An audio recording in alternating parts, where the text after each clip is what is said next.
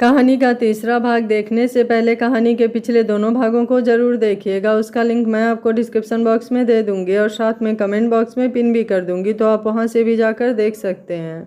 Mister Gupta की सिया के लिए कमेंट सुनकर आदि को बहुत गुस्सा आता है। वो सबके पकड़ते हुए भी मिस्टर गुप्ता को 3-4 घुसा लगा चुका था। आरव जल्दी से आदि को खींचता है और गुप्ता को सब लोग छुड़ाकर अलग करते हैं। मिस्टर गुप्ता बोले, इसकी बहुत बड़ी कीमत चुकाएगा तू। आदि बोला, रुक अभी बताता हूँ तुझे, भाग क्यों रहा है। आरव बोला, आदि ये क्या है, अगर पापा होते तो क्या सोचते, वो तो अच्छा हुआ वो अभी अभी निकल गए और कुछ देखा नहीं। आदि बोला, डरता नहीं हूँ मैं किसी से, जिसको जो करना है कर ले मेरा, और सिया पर जो भी अपनी आँख उठाकर देखेगा आंखें फोड़ दूंगा मैं सबकी, क्योंकि वो सिर्फ मेरी है और उसे किसी को देखने की भी इजाज़त मैं नहीं देता। और सिया का हाथ पकड़कर खींचते हुए अपने केबिन में लेकर चला जाता है। बाहर आरव सबको शांत करता है और सबसे माफ़ी मांगता है और अपने केबिन में जाकर बैठ जाता है। रागिनी भी उसके पीछे पीछे जाती है और आरव के हाथ पर अपना हाथ रखकर बोलती है, आरव आप शांत हो जाइए। आरव बोला, रागिनी देखा तुमने बाहर क्या किया उसने, अगर कहीं किसी को ज़्यादा चोट लग जाती तो। इतना गुस्सा इस लड़के को क्यों आता है कि ना तो अपना ख्याल रहता है और ना सामने वाले का। रागिनी बोली, उसका गुस्सा गलत नहीं था आरव, वो कब से सिया को परेशान कर रहा था, उसकी जगह कोई भी होता तो यही करता। आदि केबिन में जाकर सिया का हाथ छोड़ देता है और वहाँ रखा सारा सामान उठाकर फेंकने लगता है।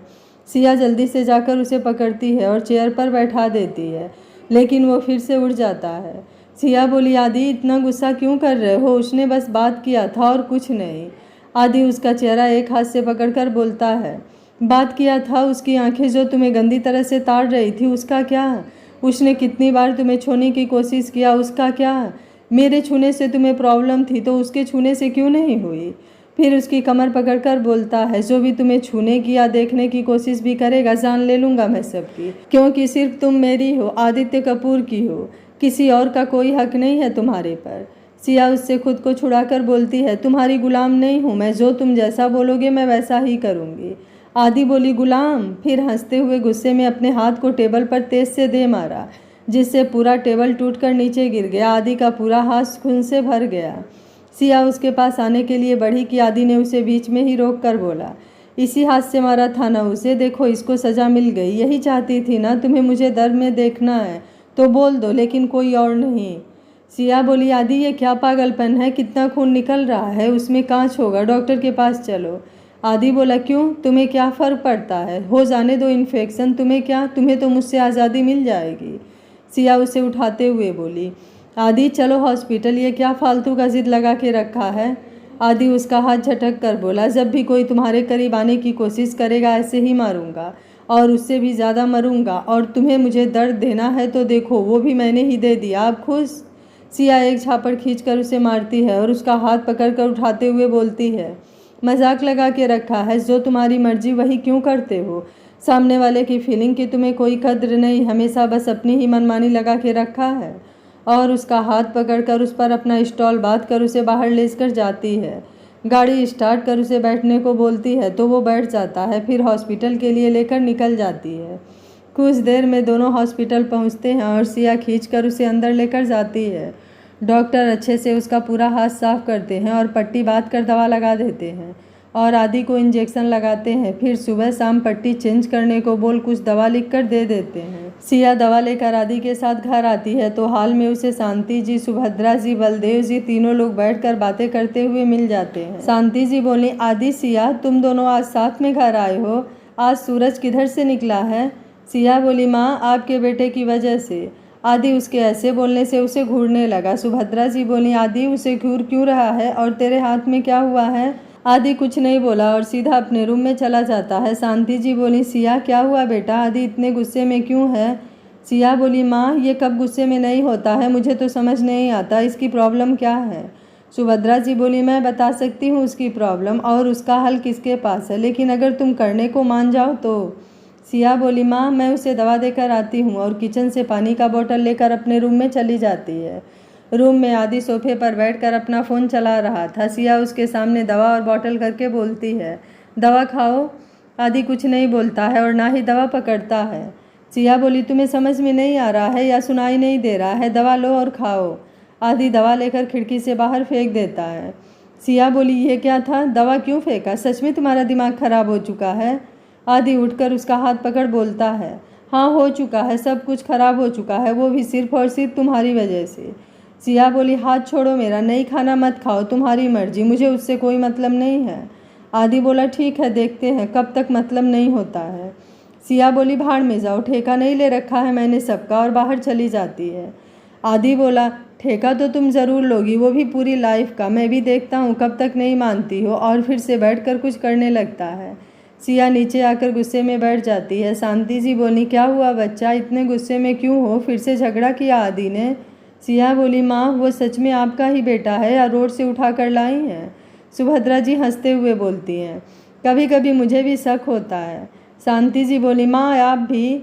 फिर सिया के सर पर हाथ रखकर बोलती हैं, बेटा वो बचपन से ही थोड़ा ज़िद्दी है, जो उसे चाहिए बस किसी तरह उसे चाहिए, लेकिन आज तक लड़कियों से दूर ही रहता था, उन्हें अपने आसपास भी भटकने नहीं देता था। हम सबको तो कभी कभी बहुत चिंता होती थी कि कभी शादी करेगा भी कि नहीं, लेकिन देखो तुमसे तो डायरेक्ट शादी ही कर लिया, लेकिन अब तुम उसकी जिद बन गई हो, जो हम सब की चिंता को और बढ़ा रहा है। सिया वो तुमसे बहुत प्यार करता है, शायद अपने आप से भी ज़्यादा, इसलिए वो किसी को भी नुकसान पहुंचा सकता है, अपने आप को भी, लेकिन तुम्हें एक खरोच भी आने नहीं देगा। कहीं ना कहीं इसी डर की वजह से उसने तुमसे शादी किया और यहाँ लाया है, लेकिन तुम्हारे साथ ये ज़बरदस्ती का रिश्ता हम भी नहीं चाहते हैं।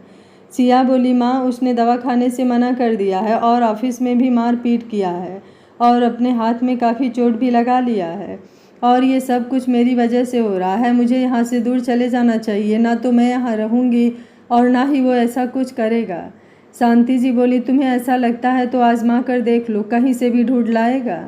सिया उन्हें देखती है तो शांति जी आराम से बोलती हैं, बेटा एक चांस तो दो आदि को और अपने आप को, क्या पता तुम दोनों की लाइफ अच्छी हो।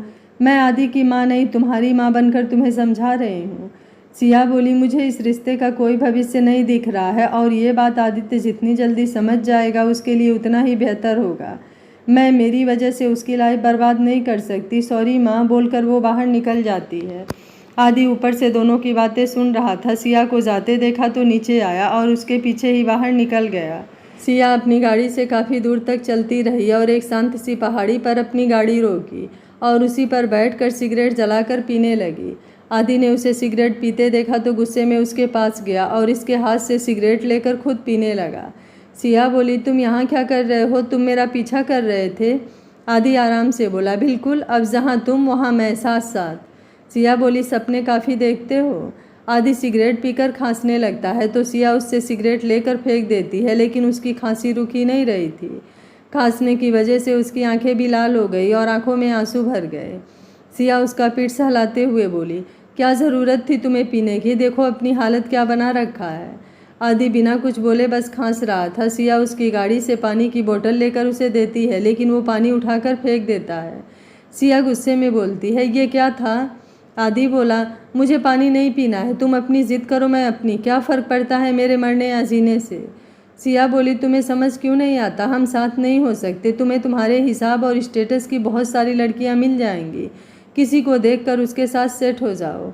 आदि उसका हाथ पकड़कर बोलता है, मुझे तुम चाहिए और कोई नहीं, या तो तुम मेरी लाइफ में आओगी हमेशा के लिए, या फिर मैं अकेले ही इस दुनिया से जाऊंगा। सिया उसका हाथ झटक कर बोलती है, ये क्या मजाक लगा के रखा है? कब से मरना मरना करके रखे हो? पूरी फैमिली है, फिर क्यों मरना चाहते हो? मेरे होने या ना होने से आज तक किसी को कोई फ़र्क नहीं पड़ा और ना ही आगे कभी पड़ेगा। आदि बोला, अगर तुम्हें ऐसा लगता है तो आजमा के देख लो, तुम्हारे होने से किसी को फ़र्क पड़ता है कि नहीं। सिया बोली, तुम प्लीज़ यहाँ से जाओ, मुझे तुम्हारी कोई बकवास नहीं सुननी है। आदि बोला, क्यों, असर हो रहा है? सिया बोली, मुझ पर कोई असर कर जाए ना, तो आज तक किसी में इतनी औकात थी और ना ही किसी में वो बात थी। आदि बोला, तो फिर भाग क्यों रही हो? सिया बोली, ठीक है तुम रहो, मैं ही चली जाती हूँ। आदि बोला, ठीक है जाओ, लेकिन जब तक वापस नहीं आओगी मैं भी यहीं रहूँगा, चाहे कुछ भी हो जाए। सिया बोली, तुम्हारी मर्जी, जो करना है करो। आदि बोला, सिया मैं सच बोल रहा हूँ, मैं नहीं जाऊँगा। सिया उसके पास जाकर बोलती है, महलों में रहने वालों कांटों से दोस्ती नहीं करते, नहीं तो चुभ जाते हैं। आदि बोला, मुझे मंजूर है, कांटे का क्या, मैं तलवार पर भी चलने के लिए तैयार हूँ और ये बात तुम अच्छे से जानती हो। अब देखते हैं कौन झुकता है, मैं या फिर तुम। सिया बोली, ठीक है इंतज़ार करो, मैं जा रही हूँ। आदि बोला 1 सेकेंड और जाकर अपने गाड़ी के सारे टायर पंचर करके बोलता है अब आराम से जाओ। सिया आरव को कॉल लगाकर आदि का लोकेशन सेंड करके जल्दी से निकल जाती है। आदि बोला कब तक भागोगी, देखते हैं कौन झुकता है, और फिर आराम से पत्थर पर बैठ जाता है। 1 घंटे बाद आरव आता है। आदि चलो ये क्या जिद है, वो नहीं आएगी। आदि बोला ठीक है तो आप भी जा सकते हैं, वो नहीं तो फिर कोई नहीं। आरव बोला आदि अब मैं पापा को कॉल करने जा रहा हूँ, अब वही तुमसे बात करेंगे, और बीरेन जी को कॉल लगा के सब कुछ बोल देता है। बीरेन जी आदि को कॉल दो तो आरव आदि को कॉल पकड़ा देता है। बीरेन जी बोले आदि ये क्या पागलपन है, तुम किसी के साथ ज़बरदस्ती नहीं कर सकते हो। आदि बोला मैं कोई ज़बरदस्ती नहीं कर रहा, वो तो आप लोग कर रहे हो, या तो सिया आएगी या फिर मैं यहीं रहूँगा। बीरेन जी बोले आदि सिया घर पर नहीं है और विश्वास नहीं है तो लोकेशन चेक करो उसका। आदि बोला ठीक है आप भाई को बुला लो, वो जहाँ भी होगी आएगी, मैं तभी आऊँगा, नहीं तो नहीं। बीरेन जी गुस्से में फ़ोन रखकर शांति जी से बोलते हैं ये सब हमारे प्यार का नाजायज़ फ़ायदा उठा रहा है ये लड़का और कुछ नहीं। अब जिद पकड़ कर बैठा है, जब तक सिया लेने नहीं जाएगी तब तक वो घर नहीं आएगा, और सिया का फ़ोन भी ऑफ है। शांति जी बोली दोनों एक से बढ़कर एक है, मुझे तो कुछ समझ नहीं आ रहा है आखिर दोनों का क्या होगा। सिया आराम से फ़ोन ऑफ करके अमन के साथ बैठी थी और दोनों लूडो खेल रहे थे। अमन बोला सिया तुम्हें घर नहीं जाना। सिया बोली जाना है ना, 1 घंटे बाद, चल अब मेरी बारी। अमन बोला सिया चल क्या रहा है, कुछ हुआ है क्या जो मुझे नहीं पता है या तूने मुझे अभी तक नहीं बताया है। सिया बोली ऐसी कोई बात नहीं है, चल तुझे नहीं खेलना तो मैं चलती हूँ, बोलकर उठ जाती है। अमन बोला सिया तू सच बोल रही है ना, ऐसी कोई बात नहीं है ना। सिया बोली अब मैं चलती हूँ, नहीं तो लेट हो जाएगा, बोलकर निकल जाती है। रात को 11 बज चुके थे। सिया घर पहुँची तो शांति जी बीरेन जी हॉल में ही बैठे थे। सिया एक नज़र दोनों को देखकर बोली माँ क्या हुआ, आप लोग यहाँ क्यों बैठे हो। शांति जी बोली जब घर के इतने बड़े बच्चे अपनी मनमानी करने लगे तो फिर हम क्या ही कर सकते हैं। सिया बोली माँ मैं बस सॉरी, आज के बाद नहीं होगा, और आगे बढ़ जाती है। शांति जी बोली आदि वहीं है सिया। जैसे ही सिया ने यह सुना तो वहीं रुक गई और पीछे मुड़कर देखी तो शांति जी ने कहा वो किसी की बात सुनने को तैयार ही नहीं है, या तो तुम लेने जाओगी या फिर वो नहीं आएगा। सिया इतना सुनकर बाहर निकल जाती है और फुल स्पीड में आधे घंटे में आदि के पास पहुंचती है तो आदि वहीं पत्थर पर लेटा हुआ था और आरव गाड़ी के ऊपर बैठा उसे चलने को बोल रहा था। सिया अपनी गाड़ी रोककर आदि के पास पहुंचती है और उसे खींचकर उठाती है। आदि बोला बड़ी जल्दी याद आ गई। सिया बोली घर चलो, तुम्हारे वजह से सब लोग परेशान हैं। आदि बोला मैंने नहीं बोला था किसी को परेशान होने के लिए। आरव सिया के पास आकर बोलता है थैंक यू सिया आने के लिए, तुम ही इसे संभाल सकती हो, अब मैं चलता हूँ, तुम दोनों आ जाना, बोलकर निकल जाता है। सिया बोली चलो, और जाकर गाड़ी स्टार्ट करती है। आदि उसके पीछे जाकर बैठ जाता है। सिया घर के लिए निकल जाती है। आदि उसके कमर पर हाथ रखकर पकड़ लेता है। सिया बोली ये क्या कर रहे हो, अपना हाथ हटाओ। आदि बोला अपनी बीवी को पकड़ा हूँ, किसी और का नहीं, मैं नहीं हटाने वाला, जिसको हटाना है हटा सकता है। सिया एक हाथ से उसका हाथ हटाती है लेकिन वो छोड़ ही नहीं रहा था तो वो उसे ऐसे ही छोड़ देती है। कुछ देर में दोनों घर पहुँच जाते हैं और अंदर जाते हैं। शांति जी बोली आदि ये क्या पागलपन है। आदि सिया को देखता है तो वो बिना किसी से कुछ बोले डायरेक्ट रूम में चली जाती है। आदि बोला माँ मैं ठीक हूँ, आप सो जाओ, सुबह बात करेंगे, बोलकर अपने रूम में चला जाता है। बीरेन जी बोले शांति चलिए, अभी उसे कुछ भी बोलने से फ़ायदा नहीं है, तो शांति जी उनके साथ सोने चली जाती हैं। आदि रूम में पहुंचा तो सिया उसे घूरने लगती है। आदि उसे इग्नोर करके बाथरूम में चला जाता है और कुछ देर बाद आकर बेड पर लेट गया, लेकिन सिया के तरफ एक बार भी नहीं देखा। सिया अब उठकर दवा का डब्बा लाई और उसके हाथ पकड़कर पट्टी खोलने लगी। आदि ने भी कुछ नहीं कहा तो सिया को और भी गुस्सा आने लगा। वो वैसे ही उसके हाथ से पट्टी खोलने लगी और उसे साफ करके दवा लगाने लगी। आदि ने दर्द की वजह से आंखें बंद किया था। सिया ने एक नज़र उसे देखा तो उसने एक दर्द के साथ अपनी आंखें कसकर बंद किया हुआ था तो पट्टी बांध दिया और उठकर दवा का डब्बा रखकर सोफे पर ही सो गई। आदि बोला थैंक यू। सिया वैसे ही बोली ज़रूरत नहीं है। आदि बोला मगर मुझे बोलना है, किसी को ज़रूरत हो या ना हो, वैसे भी मैं तो अपनी बीबी को बोल रहा हूँ।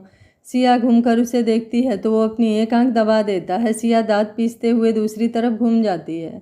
आदि गाते हुए बोलता है हम तो दीवाने हुए यार, तेरे दीवाने हुए यार, अब हम क्या करें, हम कैसे जिएं। सिया उठकर बैठते हुए बोली चुप, एकदम चुप, वरना मैं तुम्हारा सर फोड़ दूंगी, समझे। एक तो नींद खराब करके रखा है, ऊपर से ये बकवास गाना। चुपचाप सो जाओ, और अगर नहीं सोना है तो मुझे सोने दो, समझे? आदि बोला, नहीं, पहले तुम्हें यहाँ आकर सोना पड़ेगा। इतना बड़ा बेड है, हम दोनों एडजस्ट कर सकते हैं यार। मैं तुम्हारी तरफ गलती से भी नहीं आऊँगा, प्रॉमिस। सिया बोली, सोचना भी मत, मैं नहीं सोने वाली, मैं यहीं पर ठीक हूँ, और लेट जाती है।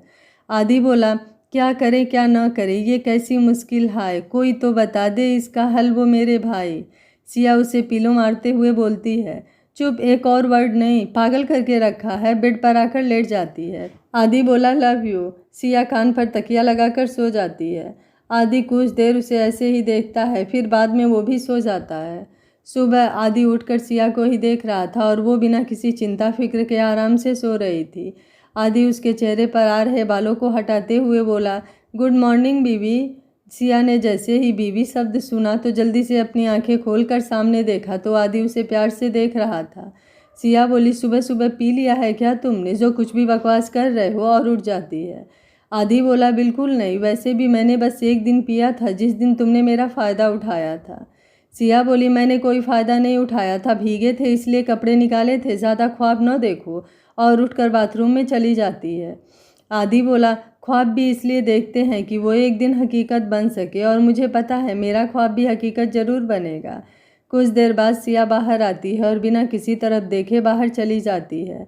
आदि भी तैयार होकर नीचे आता है। सब लोग डाइनिंग टेबल पर बैठकर नाश्ता कर रहे थे। सुभद्रा जी बोली, बहू, आज तुम सिया के साथ शॉपिंग पर चली जाओ, शादी में वैसे भी दिन ही कितने बचे हैं। शांति जी बोली, ठीक है माँ, मैं आदि, सिया, आरव और रागिनी को भी बुला लेते हैं। सुभद्रा जी बोली, हाँ, ये भी ठीक रहेगा, रागिनी को कॉल कर लो, वो भी आ जाए, साथ रहेगी तो उसकी पसंद की चीज़ें उसे दिलवा देना, और हमारी छोटी बहू को भी। सब सिया की तरफ देखने लगते हैं, और सिया अपने ही ख्यालों में कहीं खोई हुई थी। शांति जी बोली, सिया, क्या हुआ बेटा, क्या सोच रही हो? सिया बोली, कुछ नहीं माँ, आपको कुछ काम था? शांति जी बोली, बिल्कुल, आज तुम्हें मेरे साथ शॉपिंग पर चलना है, तो जाओ जल्दी से तैयार होकर आ जाओ, आज दोनों माँ बेटी खूब शॉपिंग करेंगे। सिया बोली, लेकिन माँ, मुझे एक प्रोजेक्ट कंप्लीट करना था, तो आप किसी और के साथ चले जाइए। शांति जी बोली, मतलब तुम मेरे साथ नहीं जाना चाहती हो? जाने दो, कोई बात नहीं, मैं समझ गई, तुम बस मुझे माँ कहने के लिए कहती हो, मानती तो हो नहीं। सिया बोली, माँ, ऐसी कोई बात नहीं है, ठीक है, कब चलना है बता दीजिए, मैं चल रही हूँ। शांति जी बोली, ठीक है, तो अब जाकर जल्दी से तैयार हो जाओ, फिर सब चलते हैं। सिया बोली, सब मतलब? शांति जी बोली, सब मतलब सब, मैं, तुम, आदि, आरव, रागिनी, और अब कोई सवाल नहीं, जाओ जल्दी से तैयार हो जाओ और आओ, और आदि के हाथ की पट्टी भी चेंज कर देना। आदि, जाओ रूम में सिया से पट्टी चेंज करवा लो। सिया अब कुछ ना बोलकर रूम में चली जाती है। कुछ देर बाद आदि भी आता है और दवाई का डब्बा लेकर उसके पास बैठ जाता है। सिया बिना कुछ बोले डब्बा पकड़कर साइड में रख देती है और उसका हाथ पकड़कर आराम से पट्टी खोलने लगती है। आदि एकटक उसे ही बस देखे जा रहा था और सोच रहा था कि कुछ बोल क्यों नहीं रही है। रात को तो इतना कुछ बोल रही थी, अब अचानक से चुप क्यों हो गई। सिया कुछ देर में उसकी पट्टी चेंज करके उठ जाती है। आदि दूसरे हाथ से उसका हाथ पकड़ लेता है। सिया अपनी आंखें बंद करके खोलती है और दूसरे हाथ से अपना हाथ छुड़ाकर बाथरूम में चली जाती है। आदि बोला, इसे क्या हुआ, कुछ बोला क्यों नहीं, आखिर सोच क्या रही है, या आने वाले तूफान से पहले की शांति है। कुछ देर में सिया बाहर आई तो आदि उसके पास जाकर बोला, सिया, हुआ क्या है, कुछ बोल क्यों नहीं रही हो। सिया बोली, चलो माँ वेट कर रही होंगी, नहीं तो लेट हो जाएगा। आदि बोला, हुआ क्या है यार, बोलो तो सही। सिया बोली, मेरे बोलने से तुम्हें कुछ फ़र्क पड़ता है जो ना बोलने से पड़ रहा है। आदि बोला, फ़र्क पड़ रहा है तभी तो पूछ रहा हूँ। सिया बोली, जब मेरे बोलने से तुम्हें कोई फ़र्क नहीं पड़ता और हमेशा वही करते हो जो तुम चाहते हो, तो करो, अब मैं कुछ नहीं बोलूँगी, जो करना है कर सकते हो। आदि उसका हाथ पकड़कर बोलता है, ऐसी बात नहीं है, ये तुम भी जानती हो, जिद तुम कर रही हो, मैंने तो सिर्फ एक मौका मांगा था। सिया उससे अपना हाथ छुड़ाकर दूर होते हुए बोलती है, नहीं देना मुझे कोई मौका, तुम्हें समझ क्यों नहीं आता, मैं नहीं चाहती तुम्हारे साथ कोई भी रिश्ता। आदि तेज से बोलता है, लेकिन क्यों, प्रॉब्लम क्या है मुझ में जो मुझे एक मौका भी नहीं देना चाहती हो। सिया बोली, यही प्रॉब्लम है कि कोई प्रॉब्लम नहीं है और ना ही मैं कोई प्रॉब्लम क्रिएट करना चाहती हूँ। आदि अब बिना कुछ बोले गुस्से में बाहर निकल जाता है। बाहर शांति जी, आरव दूसरे गाड़ी में पहले ही निकल चुके थे और आदि सिया को एक साथ आने को बोल दिया था। कुछ देर बाद आदि सिया भी ड्राइवर के साथ मॉल के लिए निकल जाते हैं। अब ना ही तो आदि ने कुछ बोला और ना ही सिया कुछ बोल रही थी। कुछ देर में दोनों मॉल पहुंच गए। सिया जाकर रागिनी से मिली और फिर सब लोग अपने अपने हिसाब से शॉपिंग करने में बिजी हो गए। शांति जी रागिनी और सिया के साथ शॉपिंग कर रही थी और आरव आदि एक साथ। कुछ देर बाद आरव आकर बोला, माँ चलिए, यहाँ की कॉफ़ी बहुत फेमस है, आपको पिलाता हूँ। शांति जी बोली, ठीक है, तब चलो। सब जाकर नीचे कैफेटेरिया में बैठ जाते हैं। आरव सबके लिए कॉफ़ी ऑर्डर करता है और सब साथ में बैठकर बात कर रहे थे और कॉफ़ी पी रहे थे। अभी कुछ ही देर हुआ था कि कुछ लड़के अपनी अपनी चेयर लेकर अगल बगल आकर बैठ जाते हैं। आदि देखता है तो ये उस दिन वाले लड़के थे जिसे सिया ने पुलिस स्टेशन पहुंचाया था। आरव बोला, ये क्या बदतमीजी है, तुम लोग कौन हो और यहाँ क्या कर रहे हो? एक लड़का, अरे अरे आराम से भाई, ऐसे कैसे कौन है, भाभी से भी तो पूछ लो एक बार हम कौन हैं। आरव रागिनी की तरफ देखता है। रागिनी नामे गर्दन हिला देती है। आदि बोला, चुपचाप जाओगे या फिर कुछ खा पी कर जाओगे? दूसरा बोला, अरे अरे भाई, ड्राइवर साहब को गुस्सा क्यों आ रहा है, ऐसा तो हमने कुछ बोला भी नहीं। सिया उसके चेयर को एक लात खींचकर मारती है जिससे वो कुछ समझने से पहले ही पीछे गिर जाता है। शांति जी बोली, इसे क्या हुआ, ये ऐसे क्यों गिर गया और यहाँ हो क्या रहा है? सिया बिना कुछ बोले उठी और जो गिरा था उसे उठाकर ताबड़तोड़ 5-6 घूसा जमा दिया। बाकी सब आगे बढ़े तो आदि और आरव ने मिलकर पकड़ लिया। 2 लोग जब 3 को मार खाते देखे तो दूर से ही भाग गए। कुछ देर में पुलिस भी आ गई। अमन जल्दी से सिया के पास आया और उसका हाथ पकड़कर बोला, सिया तू ठीक तो है ना? आदि जल्दी से उसका हाथ छोड़ाकर बोला, वो ठीक है, तुम अपना काम करो। अमन बोला, वो मिस्टर आप हैं कौन जो मुझे मेरा काम सिखा रहे हैं, और उसका हाथ पकड़ने की हिम्मत कैसे किया है, छोड़ो उसे। आदि सिया के आगे आकर बोला, और अगर नहीं छोड़ूंगा तो क्या कर लोगे? सिया बोली, अमन तुम इन सबको लेकर जाओ, मैं तुमसे बाद में बात करूंगी। अमन बोला, लेकिन ये है कौन जिसने तुम्हारा हाथ पकड़ा है और तुमने इसे कुछ बोला भी नहीं? सिया बोली, जाओगे अभी या समझ में नहीं आ रहा कुछ? अमन बोला, ठीक है जा रहा हूँ, लेकिन जल्द ही मिलूंगा, तब मुझे मेरे सारे सवालों के जवाब चाहिए, बोलकर चला जाता है। वहाँ का मैनेजर सबसे माफ़ी मांगता है। शांति जी बोली, घर चलो सब लोग। आरव तू रागिनी को छोड़कर आ जाना, मैं आदि और सिया के साथ घर चली जाऊंगी। आरव रागिनी के साथ चला जाता है और शांति जी आदि और सिया के साथ घर के लिए निकल जाती हैं। गाड़ी ड्राइवर चला रहा था इसलिए कोई कुछ नहीं बोला। कुछ देर में सब लोग घर पहुंचते हैं। हाल में सुभद्रा और बलदेव जी बैठे थे। शांति कुछ देर उनके साथ बैठती हैं और फिर आदि और सिया को अपने रूम में आने को बोल अंदर चली जाती हैं। सिया और आदि एक दूसरे को देखते हैं, फिर उनके पीछे पीछे उनके रूम में चले जाते हैं। शांति जी अपने रूम में जाकर बेड पर बैठ गई। कुछ देर बाद आदि और सिया भी आकर उनके सामने खड़े हो गए। शांति जी बोली, अब बताओगे तुम दोनों वो क्या था और वो लड़के कौन थे और क्यों तुम दोनों से फालतू में लड़ रहे थे? आदि बोला, माँ वो। सिया बीच में ही बोली, माँ वो मेरी वजह से वो सब हुआ था, मैंने ही उन्हें पुलिस स्टेशन पहुँचाया था, इसलिए वो बदतमीज़ी कर रहे थे। शांति जी बोली, लेकिन सिया तुमने उन्हें पुलिस स्टेशन क्यों पहुँचवाया था? सिया उस दिन का उन्हें सब कुछ बता देती है। शांति जी अब बारी बारी दोनों को देखती हैं तो दोनों सर नीचे कर लेते हैं। शांति जी बोली, मुझे तो अब ये समझ नहीं आता कि तुम दोनों बड़े कब होने वाले हो या फिर ऐसे ही चलोगे। आदि बोला, मैं तो पूरी लाइफ ऐसे ही चलने के लिए तैयार हूँ, बस कोई साथ दे दे मेरा। सिया घूर कर उसे देखती है, फिर सामने देखकर बोलती है, माँ उस दिन जो भी हुआ आदि की वजह से हुआ। शांति जी बोली, अब आज तुम दोनों मुझे फाइनल बता ही दो, आखिर चाहते क्या हो एक दूसरे से? सिया बोली, डाइवोर्स। आदि बोला, मैंने खारिज कर दिया है। सिया उसे देखती है। आदि गुस्से में बोलता है, सही सुना तुमने, मुझे नहीं चाहिए और अब ये मेरा आखिरी फैसला है। तुम्हें चाहिए तो अकेले साइन कर लो, मुझे नहीं करना कोई साइन और ना ही मैं कोर्ट जाऊंगा, बोलकर बाहर चला जाता है। शांति जी बोली, सिया ये सब क्या है, तुम डाइवोर्स क्यों चाहती हो बेटा? आदि के नहीं तो कम से कम अपने बारे में तो सोचो, और मुझे भी तो एक बेटी मिल जाएगी, फिर ये जिद क्यों? सिया अब कुछ नहीं बोली और बाहर चली गई। उसे समझ नहीं आ रहा था कि आदि ने कब खारिज कर दिया, जबकि सारी बातें तो कुछ दिन पहले ही क्लियर हुई थी। वो सिया को डाइवोर्स दे देगा। सिया सोचते हुए अपने रूम में आई जहां आदि लैपटॉप में कुछ कर रहा था। सिया उसके पास आई और उसका लैपटॉप बंद करते हुए बोली, तुम्हारा दिमाग खराब हो चुका है क्या? तुमने डाइवोर्स खारिज क्यों किया? आदि अपना लैपटॉप साइड में रखते हुए बोला, वो तो मैंने पहले ही सोचा था कि तुम मान जाओगी तो डाइवोर्स की ज़रूरत ही नहीं पड़ेगी, लेकिन आज 1.5 महीने हो गए और तुम मान ही नहीं रही हो, तो मैंने खारिज कर दिया। सिया बोली, ठीक है, मैं कल ही कोर्ट में अप्लाई कर देती हूँ। आदि उसका हाथ पकड़कर अपने तरफ घुमाकर बोलता है, तुम ऐसा कुछ भी नहीं करोगी? सिया बोली, देख लेना मैं क्या क्या करती हूँ, खारिज तुमने किया है वो भी बिना मुझसे पूछे, तो अब अप्लाई मैं करूँगी। आदि हंसते हुए बोलता है, तुम्हें क्या लगता है आदित्य कपूर को हराना इतना आसान है? आज तक मैं कभी नहीं हारा और ना ही अब हारूंगा। सिया बोली, ठीक है, तो इस बार हार कर भी देख लेना। आदित्य, जितना दूर जाने को सोचोगी उतना पास लाऊंगा, इसलिए फालतू की कोशिश मत करो। सिया, डाइवोर्स तो मुझे चाहिए तुमसे, चाहे जैसे भी। आदित्य बोला, मेरे जीते जी कभी नहीं। ठीक है, तो मुझे मरना मंजूर है, लेकिन तुम्हारे साथ रहना नहीं। आदित्य से चिल्लाता है, सिया सोचना भी मत। सिया बोली, क्यों? तुम ही तो मरने की ही धमकी देते हो, तो फिर आज मैंने दे दिया तो बुरा क्यों लगा? आदि उसका हाथ पकड़कर आराम से बेड पर बैठाकर अपने नीचे बैठ जाता है और उसकी तरफ देखकर बोलता है, मैं तुमसे अपनी सारी गलतियों के लिए माफ़ी मांगता हूँ। मैंने तुम्हारे साथ जो भी किया सब गलत किया, लेकिन मुझे कब तुमसे प्यार हो गया मुझे खुद भी पता नहीं चला, और अब तो तुम्हें सामने देखने की आदत हो गई है। प्लीज़ एक बार तो सोचो, मैं तुम्हारे बिना नहीं जी पाऊँगा यार। तुम मुझसे प्यार नहीं करती मत करना, तुम मेरे सामने रहोगी वही काफ़ी है मेरे लिए। सिया बोली, और अगर मैं तुम्हारे सामने ही नहीं रहूं तब क्या करोगे?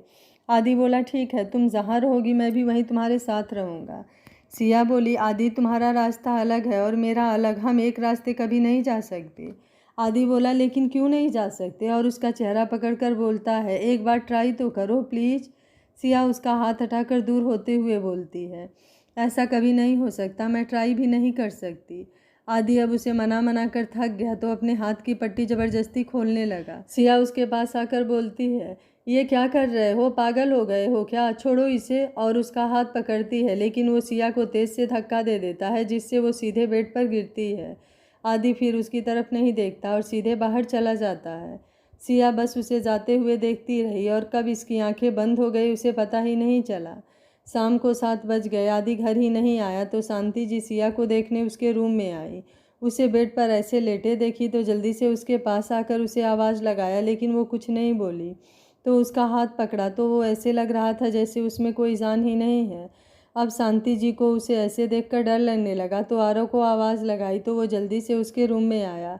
आरव बोला, क्या हुआ माँ, आप ऐसे क्यों बुला रही हैं? शांति जी बोली, बेटा सिया कुछ बोल ही नहीं रही है, क्या हुआ इसे? आरव उसके पास जाकर बैठता है तो भी वो नहीं उठती है। आरव बोला, माँ इसे डॉक्टर के पास लेकर जाना पड़ेगा, ये बेहोश है। शांति जी बोली, लेकिन क्यों? आरव बोला, ये तो डॉक्टर ही बताएंगे, और उसे उठाकर नीचे लाता है। सुभद्रा जी बोली, बहू क्या हुआ है सिया को? शांति जी बोली, माँ बेहोश हो गई है, डॉक्टर के पास लेकर जाते हैं तभी कुछ पता चलेगा। आप और बाबूजी अपना ध्यान रखिएगा, जैसा भी होगा हम फ़ोन करेंगे। आरव सिया को पीछे शांति जी के पास बैठा कर जल्दी से हॉस्पिटल के लिए निकल जाता है। 20 मिनट में हॉस्पिटल पहुंचता है और सिया को लेकर अंदर जाता है। आरव बोला, डॉक्टर इसे देखिए क्या हुआ है, बेहोश क्यों हो गई? डॉक्टर उसे अंदर लेटाने को बोल उसे बाहर भेज देते हैं। कुछ देर बाद डॉक्टर बाहर आते हैं तो आरव और शांति जी उसके पास जाती हैं।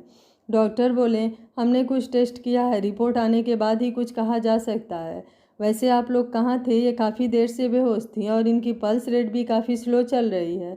काफ़ी हाई इंजेक्शन लगा है और ग्लूकोज भी चढ़ रहा है, फिर भी कुछ खास फर्क नहीं पड़ा है।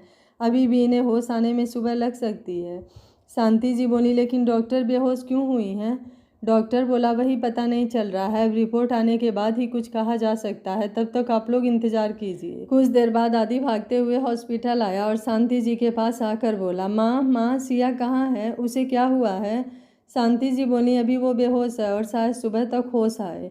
मैं उसे उठाने गई तो वो बेड पर बेहोश मिली। आदि बोला, लेकिन क्यों? शांति जी बोली, वो तो अभी रिपोर्ट आने के बाद ही कुछ कहा जा सकता है, लेकिन वो तो तेरे पीछे गई थी ना, फिर क्या हुआ कि वो बेहोश हो गई? और तू अभी तक कहाँ था? और डॉक्टर का कहना है वो काफ़ी देर पहले ही बेहोश हो चुकी थी। आदि वहीं चेयर पर बैठ जाता है और उसकी आंखों से आंसू गिरकर ज़मीन को भिगोने लगे। शांति जी उसके सर पर हाथ रखकर प्यार से बोली, इतना प्यार करने लगा है तू उससे? आदि उनकी गोद में सर रखकर रोते हुए बोला, माँ मैं तो उससे सिर्फ एक चांस मांग रहा था, लेकिन वो मान ही नहीं रही थी। मैंने कितना मनाया लेकिन वो फिर भी मानने को तैयार नहीं थी, तो गुस्से में मैंने उसे धक्का मार दिया और बाहर चला गया। मुझे क्या पता था वो बेहोश हो जाएगी। शांति जी बोली, कुछ नहीं होगा उसे, तू चिंता मत कर, हम सब मिलकर मनाएंगे उसे, वो ज़रूर मान जाएगी। आरव भी उसके पास बैठकर बोलता है, आदि वो मान जाएगी, हम हैं ना, बस इस बार उसे ठीक हो जाने दे, फिर देखना कैसे डांटता हूँ मैं। कुछ देर बाद आदि शांति जी को घर भेजकर सिया के पास उसके वार्ड में बैठा था।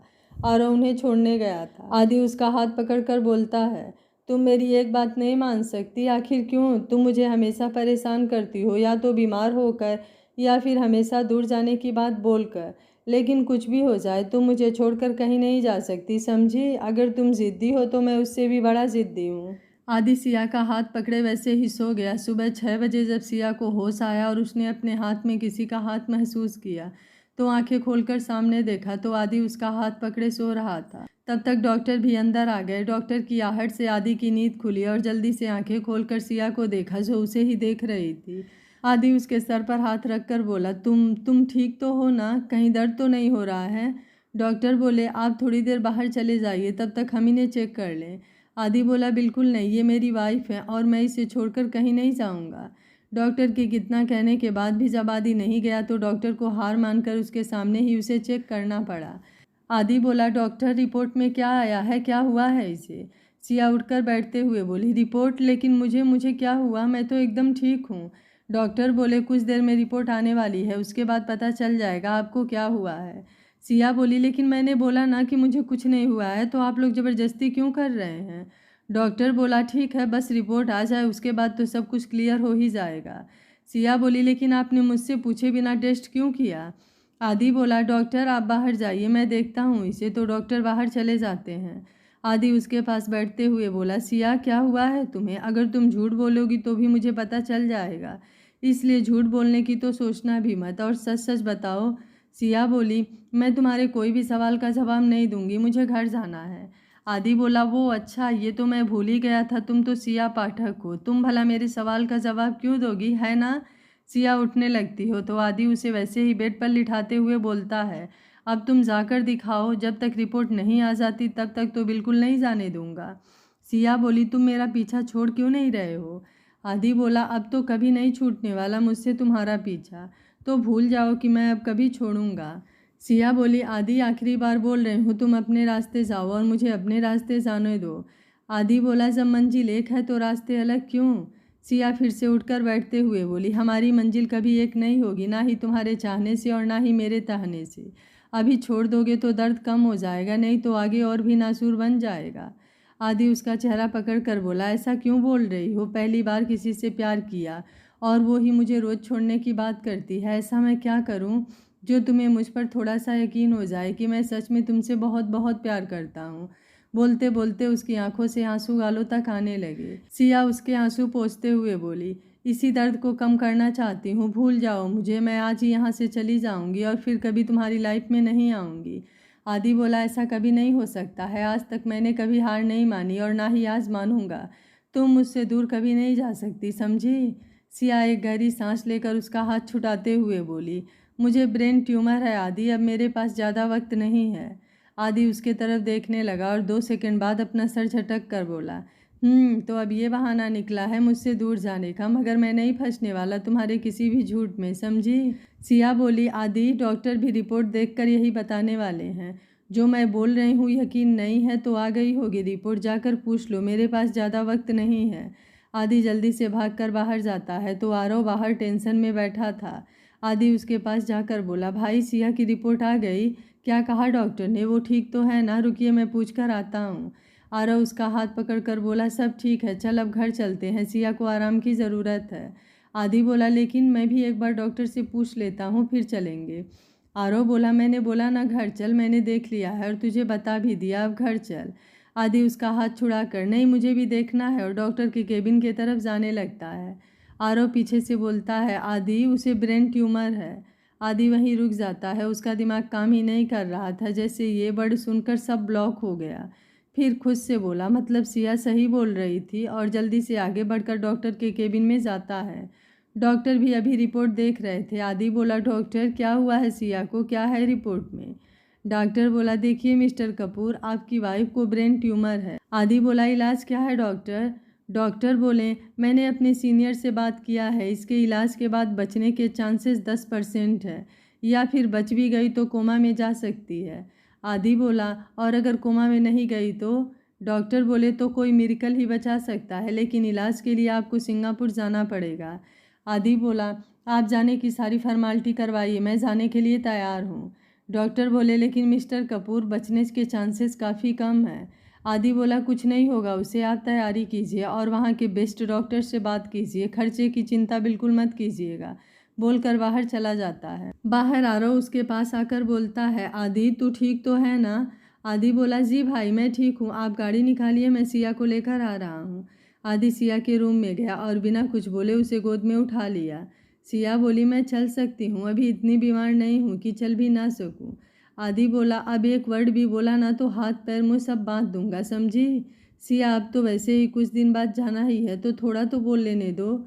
आदि उसके होठों पर हल्का सा किस करता है और फिर आगे बढ़ जाता है। सिया को पहली बार झटका लगा था और वो मुंह खोले उसी को देख रही थी। आदि बोला मुंह बंद करो नहीं तो फिर से कर दूंगा, और अब तो तुम बीमार भी हो तो रोक भी नहीं पाओगे। सिया उसे मारते हुए बोली, तुम हमेशा मेरे बीमार होने का फ़ायदा उठाते हो तो तुम्हें मैं छोड़ूंगी नहीं। आदि बोला सब लोग देख रहे हैं, मुझे क्या, मैं तो बोल दूंगा, मेरी बीवी का प्यार जताने का यही तरीका है। सिया अब रुक जाती है। आदि उसे लाकर पीछे सीट पर बैठाकर उसके साथ ही बैठ जाता है। कुछ देर में सब लोग घर पहुंचते हैं। आरव ने घर पर सबको बता दिया था। आदि उसे अंदर लेकर आता है। शांति जी बोली, कैसा है बच्चा? सिया बोली, मुझे क्या है, मैं तो एकदम मस्त हूँ। सुभद्रा जी बोली, बिल्कुल, आओ तुम मेरे पास बैठो। तो सिया जाकर उनके पास बैठ जाती है और आदि अपने रूम में चला जाता है। आदि बाथरूम में जाता है और शावर के नीचे खड़ा हो जाता है। आधे घंटे बाद जब शांति जी ने उसे आवाज़ दिया तो बाहर आया। शांति जी बोली, आदि तू ठीक तो है ना? आदि उनकी तरफ देखता है और पकड़कर रोने लगता है। शांति जी प्यार से उसका सर सहलाते हुए बोलती हैं, उसे कुछ नहीं होगा, जहाँ तक होगा हम करवाएंगे उसका इलाज, जहाँ जाना होगा वहाँ जाएंगे, वो ठीक हो जाएगी, तुम शांत हो जाओ। आदि उनसे दूर होकर बोलता है, माँ वो ठीक तो हो जाएगी ना?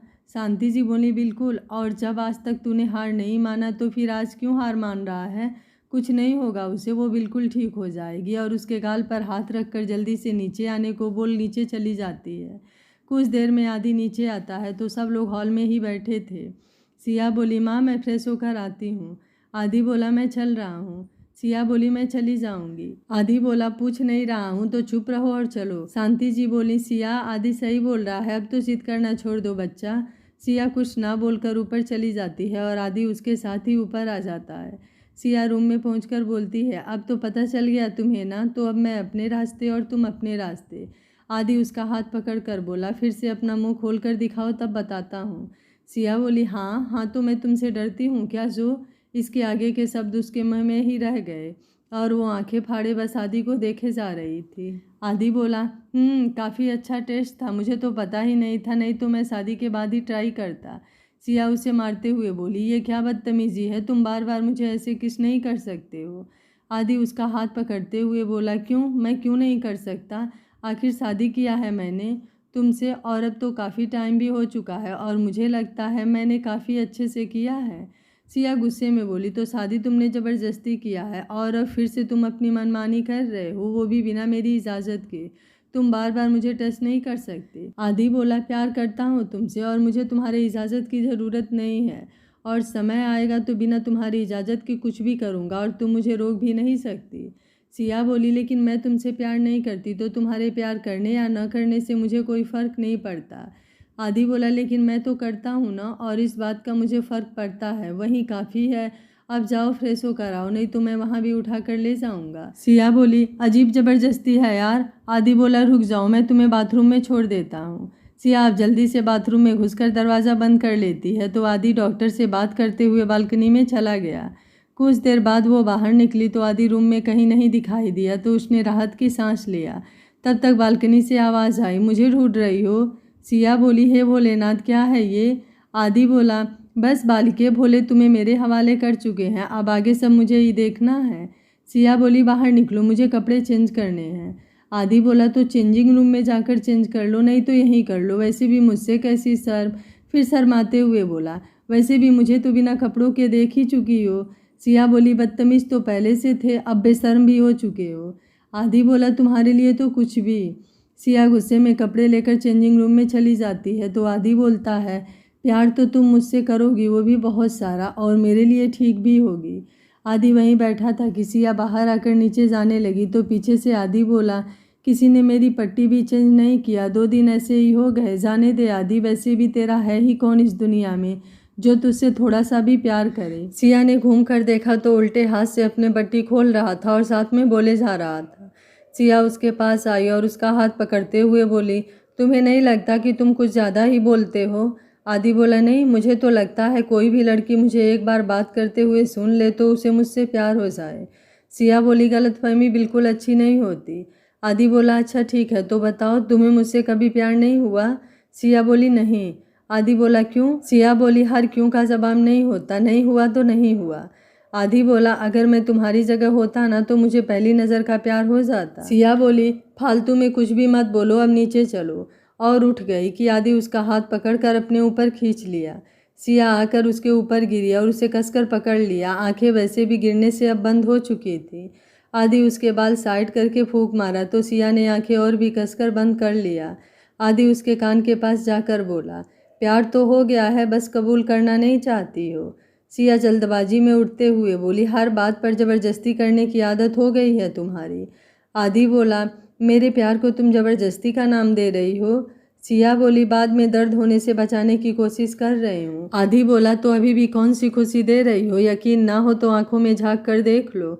लेकिन डर है मुझे कहीं इसके ताप से तुम्हारा ताव कम ना हो जाए और तुम भी मेरी मोहब्बत कबूल ना कर लो। सिया बोली, मुझे इन सब फालतू बातों पर यकीन नहीं है, मैं जा रही हूँ, तुम्हें आना है तो आ जाना, बोलकर चली जाती है। आदि बोला, डरती हो मोहब्बत कबूलने से कि अगर तुम्हें कुछ हो जाएगा तो मुझे ज़्यादा तकलीफ़ होगी? लेकिन इस तकलीफ़ का क्या जो सामने से दे रही हो? कोई बात नहीं, मैं इसे भी सह लूँगा, लेकिन तुम्हें कहीं भी नहीं जाने दूंगा। वापस तो तुम आओगी मेरी ज़िंदगी बनकर, वो भी हमेशा हमेशा के लिए। और नीचे आकर सबके साथ नाश्ता करने लगता है और सिया को घर पर आराम करने को बोल ऑफिस के लिए निकल जाता है। आज ऑफिस पहुंचकर आदि ने तहलका मचा दिया था। किसी को यकीन भी नहीं हो रहा था इतने दिन से मस्ती करने वाला बंदा यही है या इसके अंदर कोई आत्मा घुस गई है। पूरे दिन काम में लगा रहा, रात को घर आने में उसे 10 बज गए तो अपने रूम में गया। सिया अभी भी जाग रही थी, लेकिन आदि की आहट सुना तो आंखें बंद करके लेट गई। आदि ने कपड़ा चेंज किया और आकर उसके बगल में लेट गया और उसे देखते हुए बोला, एक दिन तुम मुझे खुद कहोगी यू लव मी और मैं सिर्फ तुम्हारा हूँ। और उसके माथे को चूम कर उसे पकड़कर आंखें बंद कर लिया। दिन भर थकने की वजह से वो जल्दी ही सो गया। सिया ने आंखें खोला तो उसकी आंखों से कुछ बूंद आंसुओं के आसात हो गए। वो उसे देखते हुए बोली, मैं तुम्हें कुछ भी नहीं दे सकती, सिर्फ दर्द और आंसू के, फिर भी तुम इतने ज़िद्दी क्यों हो कि मेरी एक बात नहीं सुनते हो? फिर कुछ सोच कर आज पहली बार उसके सीने से लगकर सुकून से आंखें बंद कर लिया। आदि ने रात को उसे और भी कसकर पकड़ लिया, जैसे कोई उससे छीन कर उसे ले जा रहा हो। सुबह उसकी आंख खुली तो सिया को पकड़े सो रहा था। आदि खुद से बोला, अभी उठ जाएगी तो सुबह सुबह 10 बातें सुनाएगी, इससे पहले ये उठे मैं आराम से इससे दूर हो जाता हूँ। और अपना हाथ निकालने लगा कि सिया ने उसे पकड़ लिया और उसकी तरफ घूमकर सो गई। आदि बोला, ये क्या मुसीबत है, मुझे ऑफिस भी जाना है और ये मुझे पकड़कर सो रही है और सुनाएगी भी मुझे ही। फिर कुछ सोचकर उसके गाल पर किस करके बोला, गुड मॉर्निंग बीबी, और कितना सोना है तुम्हें? सिया झटके से उठकर बैठ गई और उसे घूरते हुए बोली, आज के बाद ऐसे मॉर्निंग विश किया ना तो तुम्हारे दांत तोड़ दूंगी, समझे? सुबह सुबह दिमाग खराब करके रखा है। और उठकर बाथरूम में चली गई। आदि बोला, मुझे पता था, गलती भी खुद की और गलतफहमी भी खुद की और सुनना तो मुझे ही है। सिया बाथरूम से निकलकर बाहर आई तो आदि भी जल्दी से तैयार होकर नीचे आ गया। सब लोग नाश्ता कर रहे थे। सिया बोली, मुझे ऑफिस जाना है। आदि बोला, ठीक है, चलो मेरे साथ। सिया बोली, नहीं तुम जाओ, मैं आ जाऊंगी। आदि कुछ नहीं बोला, नाश्ता किया और बाहर इंतजार करने लगा। सिया बाहर आई तो आदि बोला, सिया साथ चलो। सिया बोली, ऑफिस में किसी को नहीं पता कि हमारी शादी हो चुकी है, तो फालतू में तमाशा मत बनाओ, तुम जाओ, मैं आ जाऊंगी। आदि बोला, तुम जानती हो तुम्हें लिए बगैर मैं नहीं जाऊंगा। तो सिया आकर उसके गाड़ी में बैठ गई तो आदि गाड़ी लेकर निकल गया। कुछ देर में ऑफिस पहुंचे तो सब सिया को आदि के साथ आते देखे तो अपने में बातें करने लगे। आदि बोला, हेलो एवरीवन, तो सब उसकी तरफ ही देखने लगे। आदि बोला, आप लोगों को एक बात बतानी है तो सोचा अभी बता दूं। वो क्या है ना, मैंने और सिया ने शादी कर लिया है और अब हम हस्बैंड वाइफ हैं, तो कुछ भी बोलने से पहले सोच समझ कर बोलना है, ठीक है? क्योंकि फिर उसका हाथ पकड़ कर बोला, ये अब सिया पाठक नहीं, सिया आदित्य कपूर बन चुकी है। और अब वैसे ही उसका हाथ पकड़कर अपने केबिन में चला गया। सिया बोली, ये तुम्हारा केबिन है, मेरा नहीं। आदि बोला, आज से तुम भी इसी में बैठोगी मेरे सामने और कुछ नहीं। सिया बोली, हर जगह ज़बरदस्ती, आखिर चाहते क्या हो? आदि बोला, अपना सुकून, तुम्हारी ज़िंदगी और कुछ नहीं। अब बैठ जाओ, नहीं तो मेरा कोई भरोसा नहीं। जब जब तुम ऐसे गुस्सा करती हो तो मुझे तुम्हें और भी प्यार करने का मन करता है। सिया उसके ऐसे बोलने से जल्दी से बैठ गई और खुद से बोली, इसका कोई भरोसा नहीं है, कब क्या कर जाए, और फाइल देखने लगी। आदि उसे देखते हुए बोला, सिली गर्ल कुछ भी सोचती है, और फिर वह भी फाइलों में बिजी हो गया। आदि और सिया दोनों काम कर रहे थे। दोपहर में 1 बजा तो आदि की घड़ी का अलार्म बजने लगा। सिया बोली, अब ये क्या है? आदि बोला, चलो डॉक्टर के पास जाना है, और उठकर खड़ा हो जाता है।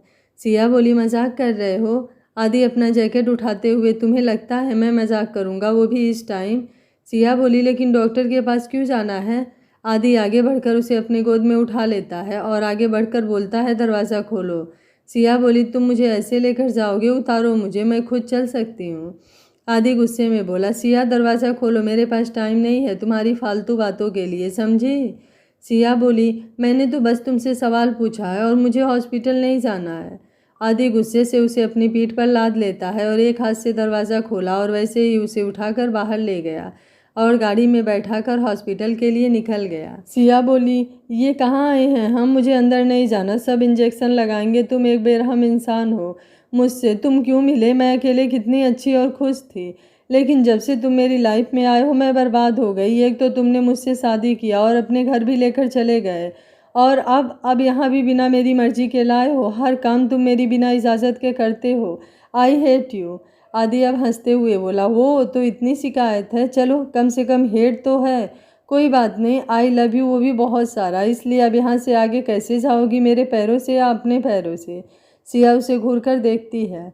आदि बोला, कोई फ़ायदा नहीं तुम्हारे घूरने से, क्योंकि जब जब तुम मुझे ऐसे घूरती हो तो मुझे तुम्हारे पर और भी प्यार आता है। सिया वापस से नीचे बैठती है कि आदि ने जल्दी से उसे उठा लिया और हॉस्पिटल के अंदर लेकर चला गया। क्या सिया की बीमारी ठीक हो जाएगी? क्या सिया आदि के प्यार को समझकर उसे अपना पाएगी? सिया और आदि की ज़िंदगी आने वाले तूफान के साथ किस किनारे पर लगेगी, जानने के लिए देखते रहिए कहानी का अगला भाग। अगर आपको कहानी अच्छी लग रही है तो वीडियो को लाइक, शेयर एंड चैनल को सब्सक्राइब कर लीजिएगा। Thank you for watching. मिलते हैं कहानी के अगले भाग में।